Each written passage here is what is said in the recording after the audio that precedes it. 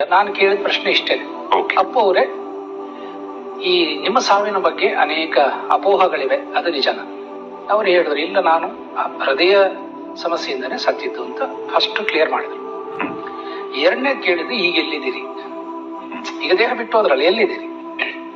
ಅದಕ್ಕೆ ಅಲ್ಲಿಂದ ಬಂದಂತ ಉತ್ತರ, ನಾನು ಅಪ್ಪ ಅಮ್ಮನ ಹುಡುಕಾಟದಲ್ಲಿ ಇದ್ದೇನೆ. ಮೂರನೇ ಪ್ರಶ್ನೆ ಕೇಳಿದ್ದು, ಮತ್ತೆ ಹುಟ್ಟಿ ಬರ್ತೀರಾ? ಅದ್ರ ಬಗ್ಗೆ ಇನ್ನೂ ಆಲೋಚನೆ ಮಾಡಿಲ್ಲ. ಒಂದೊಮ್ಮೆ ನಾನು ಹುಟ್ಟಿ ಬರುವುದಾದ್ರೆ ನನ್ನ ಮಗಳ ಹೊಟ್ಟೆಯಲ್ಲಿ ಹುಟ್ಟಿ ಬಿಡ್ತೇನೆ. ಇದಿಷ್ಟು ನಾವು ಸಂಭಾಷಣೆ ಮಾಡಿ ತಿಳ್ಕೊಂಡಿದ್ದು.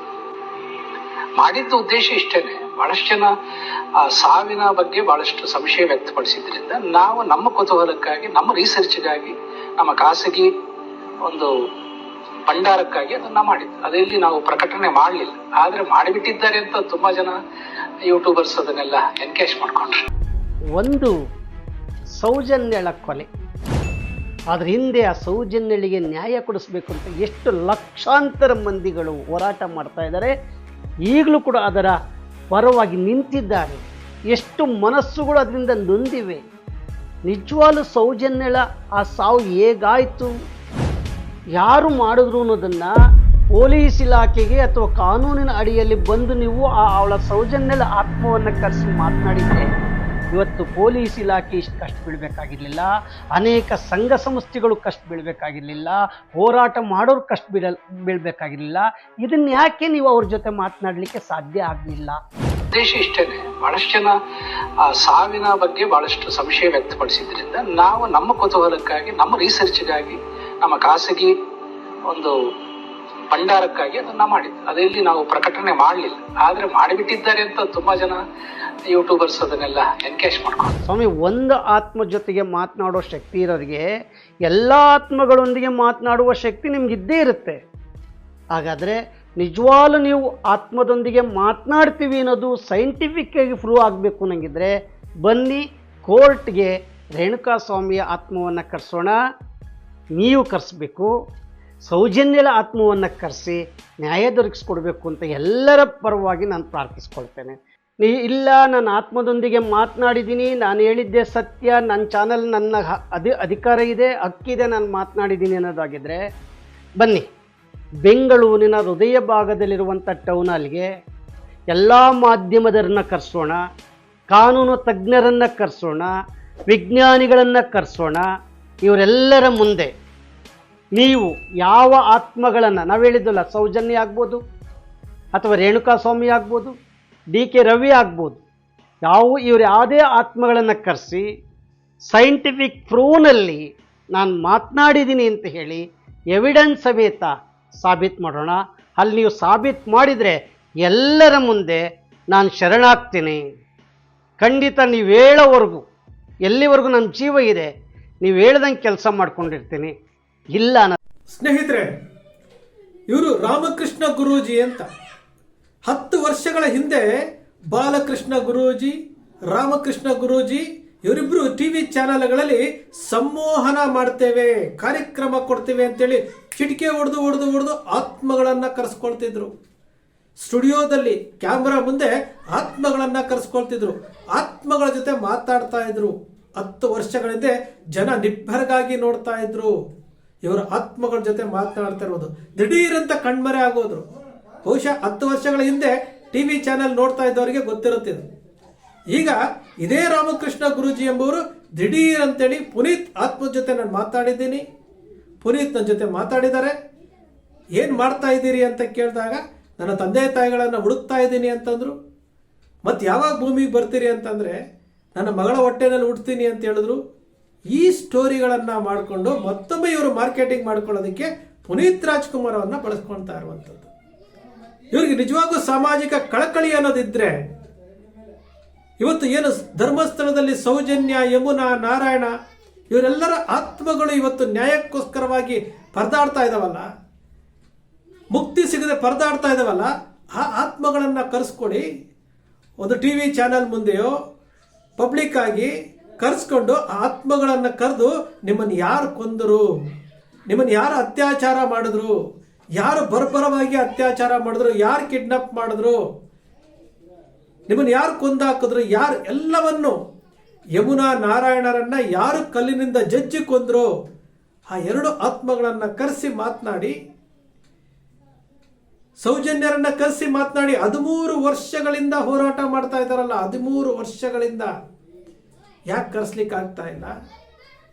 ಯಾಕೆ? ಅಲ್ಲೇನು TRP ಬರೋದಿಲ್ಲ, ಅಲ್ಲೇನು ರೆವಿನ್ಯೂ ಬರೋದಿಲ್ಲ ಅಂತನ? ಪುನೀತ್ ರಾಜ್ಕುಮಾರ್ ಹೆಸರು ತಗೊಂಡಿದ ತಕ್ಷಣ ನನ್ನ ಹೆಸರು ಮುನ್ನೆಲೆಗೆ ಬರುತ್ತೆ, ನಾನು ಮತ್ತೊಮ್ಮೆ ಮುನ್ನೆಲೆಗೆ ಬರ್ಬೋದು ಅಂತ ಏನಾದ್ರು ಮಾಡ್ತಾ ಇದ್ದೀರಾ?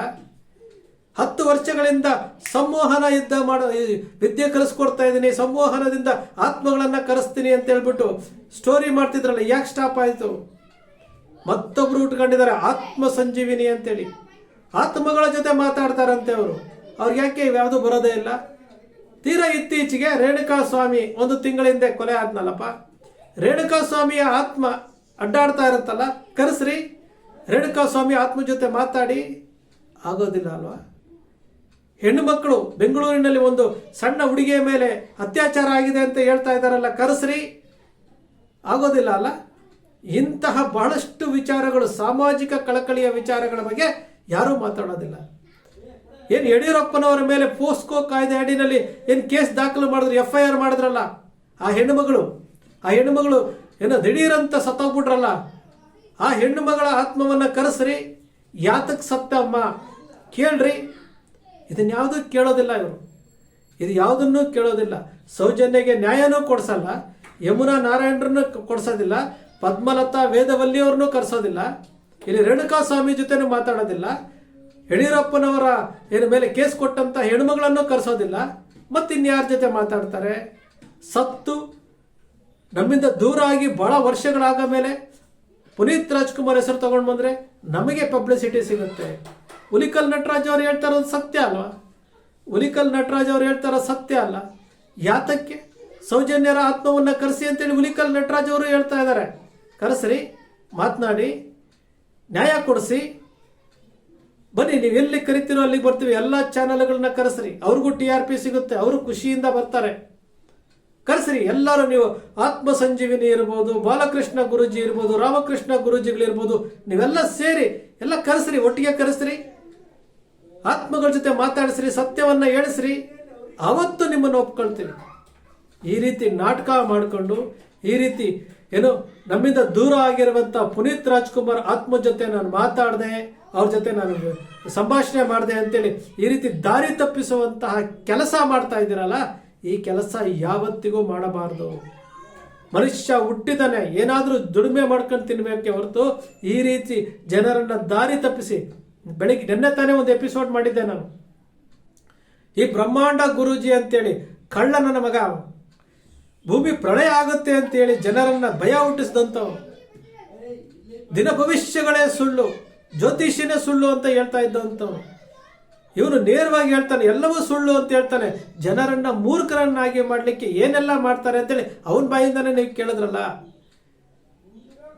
ಪುನೀತ್ ರಾಜ್ಕುಮಾರ್ ಹೆಸರನ್ನ ಬಳಸ್ಕೊಂಡು ಇವ್ರು ಏನೇನ್ ಡ್ರಾಮಾ ಮಾಡ್ತಾ ಇದ್ದಾರೆ, ಏನೇನ್ ನಾಟಕ ಮಾಡ್ತಾ ಇದ್ದಾರೆ. ಇವರಿಗೆ ಸಾಮಾಜಿಕ ಬದ್ಧತೆ ಅನ್ನೋದಿಲ್ಲ, ಕಳಕಳಿ ಅನ್ನೋದಿಲ್ಲ. ಸ್ನೇಹಿತರೆ, ಮೋಸ ಹೋಗುವವರು ಎಲ್ಲಿವರೆಗೂ ಇರ್ತಾರೋ ಅಲ್ಲಿವರೆಗೂ ಮೋಸ ಮಾಡ್ತಾನೆ ಇರ್ತಾರೆ. ಜನರನ್ನು ಮೂರ್ಖರನ್ನಾಗಿ ಮಾಡಿ ಹಣ ಮಾಡ್ಕೊಳ್ತಾ ಇರ್ತಾರೆ. ಧರ್ಮದ ಹೆಸರಿನಲ್ಲಿ, ದೇವರ ಹೆಸರಿನಲ್ಲಿ, ದೇಶಭಕ್ತಿಯ ಹೆಸರಿನಲ್ಲಿ ಈಗಾಗಲೇ ಮೈಗಳರು ಸಿಕ್ಕಾಪಟ್ಟೆ ಹಣ ಮಾಡ್ಕೊಂಡಿದ್ದಾರೆ. ಪ್ರಾಮಾಣಿಕವಾಗಿ ಕೆಲಸ ಮಾಡ್ಕೊಂಡು ಪ್ರಾಮಾಣಿಕವಾಗಿ ಜೀವನ ಮಾಡೋರೇ ಬೇರೆ ಜನ. ಕೆಲವಷ್ಟು ಜನ ಈ ತರ ಮೈಗಳರಾಗಿ ಪುನೀತ್ ರಾಜ್ಕುಮಾರ್ ಅನ್ನು ಬಳಸ್ಕೊಂತಾರೆ, ಮತ್ತೊಬ್ಬರನ್ನ ಬಳಸ್ಕೊಳ್ತಾರೆ. ಸ್ನೇಹಿತರೆ, ನಿಮ್ಮ ಅಕ್ಷರ ಮೀಡಿಯಾ ಯಾವತ್ತೂ ಸೃಷ್ಟಿ ಮಾಡೋದಿಲ್ಲ, ಕಲ್ಪನೆ ಮಾಡೋದಿಲ್ಲ, ವಾಸ್ತವದ ವಿಚಾರಗಳನ್ನು ವಿಶ್ಲೇಷಣೆ ಮಾಡುತ್ತೆ. ನಿಮ್ಮ ಅಕ್ಷರ ಮೀಡಿಯಾದ ವಿಶ್ಲೇಷಣೆ ನಿಮ್ಗೆ ಇಷ್ಟ ಆಯಿತು ಅಂದರೆ ಸಬ್ಸ್ಕ್ರೈಬ್ ಆಗಲಿಲ್ಲ ಅಂದರೆ ಸಬ್ಸ್ಕ್ರೈಬ್ ಮಾಡ್ಕೊಳ್ಳಿ, ಪಕ್ಕದಲ್ಲಿ ಕಾಣುವಂಥ ಬೆಲ್ ಐಕಾನ್ ಪ್ರೆಸ್ ಮಾಡಿ, ಶೇರ್ ಮಾಡಿ, ಪ್ರೋತ್ಸಾಹ ನೀಡಿ.